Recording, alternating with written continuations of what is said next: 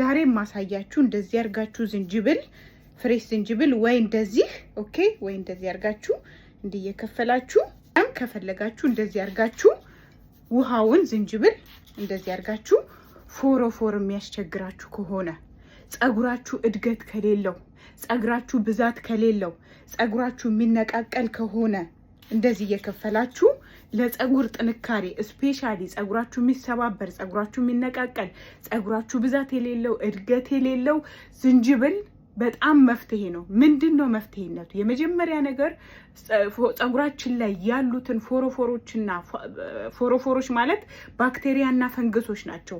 ዝንጅብል ባክቴሪያና ፈንገስ የመግደል አቅም ከፍተኛ አቅም ስላለው በቀላሉ እነሱን ስለሚያስወግድልን ኢቭን አንድ ጊዜ ሁለት ጊዜ ስትጠቀሙ በቀላሉ ፎሮፎሩ ይጠፋል። ሞር ሁል ጊዜ የምትጠቀሙ በሳምንት 4 ጊዜ መጠቀም ትችላላችሁ። ከተቀባችሁ ከ30 ደቂቃ በኋላ ወይም ከ1 ሰዓት በኋላ መታጠብ ትችላላችሁ።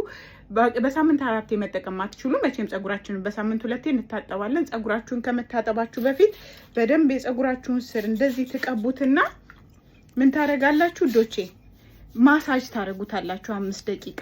ስለዚህ ለጸጉር መሰባበር፣ መነቃቀል፣ ለጸጉር ብዛት ፎሮፎርን ለማስወገድ ዋናው ነገር ይሄን ሁላ ለምን እንደሚያረክ ታውቃላችሁ? ቆዳችንን ስለሚያጸዳን ነው። ቆዳችን የጽገት ዋናው የጸጉራችን ቆዳ ነው። ቆዳው ሲጸዳ ነው የሚያድገው፣ የሚበዛው፣ የሚፋፋው፣ የሚያምረው፣ የማይሰባበረው፣ የማይነቃቀለው። ለዛ ነው ብዙ ጊዜ ዶክተሮች ስካልፕ ላይ ፎከስ አድርጉ የሚሉት። ሶ ይሄ በቀላሉ በቤታችሁ